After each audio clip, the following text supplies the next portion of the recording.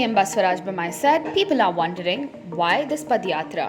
The DPAR was submitted when the coalition government came.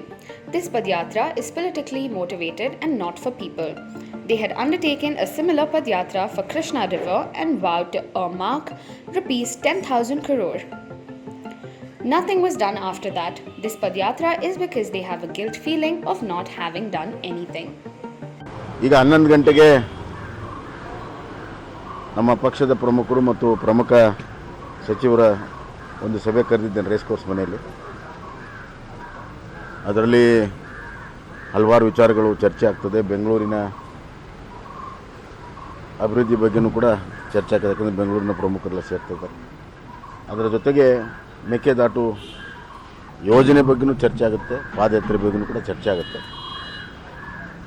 ಅದಾದಮೇಲೆ ವಿವರವಾಗಿ ನಮ್ಮ ಮಂತ್ರಿಗಳು ವಿವರಿಸ್ತಾರೆ. ಪ್ರಶ್ನೆ ಇಷ್ಟೇ, ಈಗ ಈ ಪಾದಯಾತ್ರೆ ಯಾತಕ್ಕೆ ಮಾಡ್ತಾ ಇದ್ದಾರೆ ಅವರು ಅನ್ನುವಂಥ ಪ್ರಶ್ನೆ ಸಾರ್ವಜನಿಕರಲ್ಲಿ ಬಂದಿದೆ.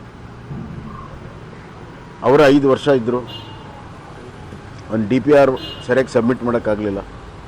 ಸಮ್ಮಿಶ್ರ ಸರ್ಕಾರದಲ್ಲಿ ಬಂದಮೇಲೆ DPR ಸಬ್ಮಿಟ್ ಆಗಿರೋದು, ಇದೆಲ್ಲ ಬಯಲಿಗಾಗಿದೆ. ಅವ್ರಿಗೆ ಯಾವುದೇ ಬದ್ಧತೆ ಇಲ್ಲ, ಒಂದನೇದು. ಎರಡನೇದಾಗಿ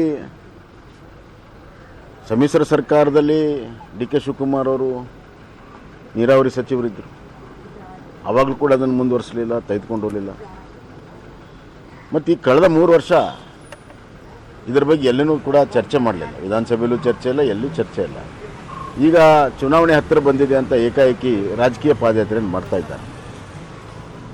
ಬಹುತೇಕವಾಗಿ ಅವರು ತಾವು ಕೆಲಸ ಮಾಡಿಲ್ಲ ಅನ್ನುವಂಥ ಅಪರಾಧ ಮನೋಭಾವನೆ ಅವ್ರು ಕಾಡ್ತಾ ಇದೆ. ಆ ಅಪರಾಧ ಮನೋಭಾವನೆಯನ್ನು ದೂರ ಮಾಡೋದ್ರ ಸಲುವಾಗಿ, ಜನರನ್ನ ಮರಳು ಮಾಡೋ ಸಲುವಾಗಿ ಈ ಕೆಲಸವನ್ನು ಮಾಡ್ತಾ ಇದ್ದಾರೆ. ಪ್ಯೂರ್ಲಿ ಇದು ರಾಜಕೀಯ ಪ್ರೇರಿತ ಕಾಂಗ್ರೆಸ್ ಪಾದಯಾತ್ರೆ. ಯಾವುದೇ ನೀರಾವರಿ ಯೋಜನೆ ಬಗ್ಗೆ ಆಗಲಿ ಯಾವತ್ತೂ ಕೂಡ ಬದ್ಧತೆಯಿಂದ ಕೆಲಸ ಮಾಡಿಲ್ಲ. ಕೃಷ್ಣೆಯ ಬಗ್ಗೆ ಪಾದಯಾತ್ರೆ ಮಾಡಿದರು, ಏನಾಯಿತು? ಇದೇ ಥರ ನೀರಿನಲ್ಲಿ ಹೋಗಿ ಆಣೆ ಮಾಡಿದರು ಕೂಡಲ ಸಂಗಮದಲ್ಲಿ.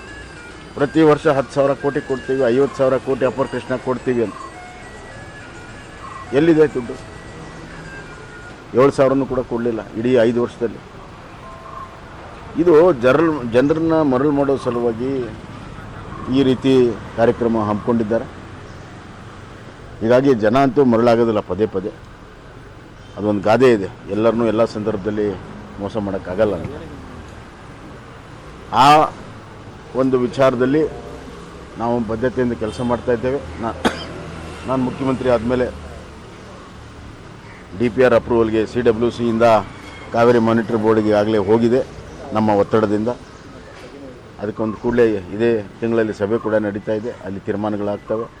ಸುಪ್ರೀಂ ಕೋರ್ಟ್ನಲ್ಲೂ ಕೂಡ ಇದೇ ತಿಂಗಳಲ್ಲಿ ಕೇಸ್ಗಳು ಬರ್ತಾ ಇದೆ, ಅದನ್ನು ಕೂಡ ಲೀಗಲ್ ಜೊತೆಗೆ ನಾವು ಫಾಲೋಅಪ್ ಮಾಡ್ತಾ ಇದ್ದೇವೆ. ಎನ್ವೈರ್ಮೆಂಟ್ ಕ್ಲಿಯರೆನ್ಸಿಗೂ ಸುಧಾ ನಾವು ಮಾಡ್ತಾ ಇದ್ದೇವೆ. ನಾನು ಒಂದು ಮಾತನ್ನು ಹೇಳೋಕ್ಕೆ ಇಚ್ಛೆಪಡ್ತೀನಿ. ಹಿಂದೆ ಕೇವಲ ರೈತರು ಹೋಗಿ ಭೇಟಿ ಕೊಟ್ಟಿದ್ರು, ದೂರದಲ್ಲಿ ಎಲ್ಲೋ ಒಂದು ಸ್ವಲ್ಪ ರಸ್ತೆ ಮಾಡ್ಕೊಂಡು ಹೋಗಿ ಭೇಟಿ ಕೊಟ್ಟಿದ್ರು. ಅವಾಗ NGT ಅವರು ಎಂಟೈರ್ ಇದಕ್ಕೆ ಸ್ಟೇ ಕೊಟ್ಟರು, ಇಡೀ ಯೋಜನೆಗೆ ಸ್ಟೇ ಕೊಟ್ಟರು. ಬರೀ ಸಣ್ಣ ಒಂದು ರೈತ ಸಂಘದ ಭೇಟಿಗೆ ಇವರಿಷ್ಟು ದೊಡ್ಡ ಕಾರ್ಯಕ್ರಮ ಅಲ್ಲಿ ಮಾಡ್ತಾ ಇದ್ದಾರೆ.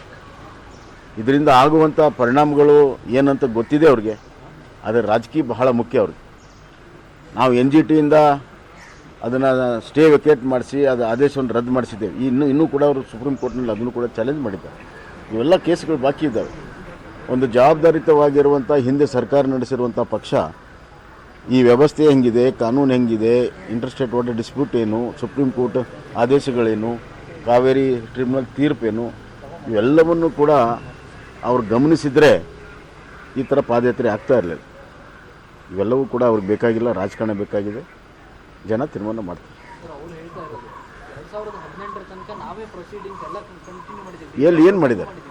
ಏನು ಮಾಡಿದ್ದಾರೆ ರೀ? ಅಲ್ರಿ, ಏನು ಮಾಡಿದ್ದಾರೆ ರೀ? ಸಬ್ಮಿಟ್ ಮಾಡಬೇಕಲ್ಲ. 4 ವರ್ಷ ಒಂದು DPR ಮಾಡೋಕ್ಕೆ ತೊಗೊಂಡಿದ್ದಾರೆ. 4 ವರ್ಷ ಒಂದು DPR ಸಬ್ಮಿಟ್ ಮಾಡೋಕ್ಕಾಗಿಲ್ಲ. ಫಿಸಿಬಲ್ ರಿಪೋರ್ಟ್ ಮಾತ್ರ ಮಾಡಿದ್ದಾರೆ. ಇದು ಅವ್ರ ಸಾಧನೆ. ಬೆಟ್ಟ ಆಗೋದು ಇಲ್ಲಿ ತೆಗೆದಲ್ಲಿ ಧನ್ಯವಾದ. ಸರ್, ಈಗ ಈ ಕೋವಿಡ್ ನಿಯಮ ಉಲ್ಲಂಘಿಸಿ ಎಲ್ಲ ನಡೀತಾ ಇದೆ. ಸುಮಾರು 3,000ಕ್ಕೂ ಹೆಚ್ಚು ಜನ ಅದಕ್ಕೆ ಕೋವಿಡ್ ನಿಯಮ ಉಲ್ಲಂಘಿಸಿ ಅವರಿಗಾಗಲೇ ಈಗ ನೋಟಿಸ್ ಕೊಟ್ಟಿದ್ದೇವೆ. ಮತ್ತು ನಮ್ಮ ಅಧಿಕಾರಿಗಳು ಹೋಗಿ ಫಿಸಿಕಲಿ ಕೂಡ ಹೇಳಿದ್ದಾರೆ ನೀವು ಮಾಡೋದು ಸರಿಯಲ್ಲ ಅಂತ.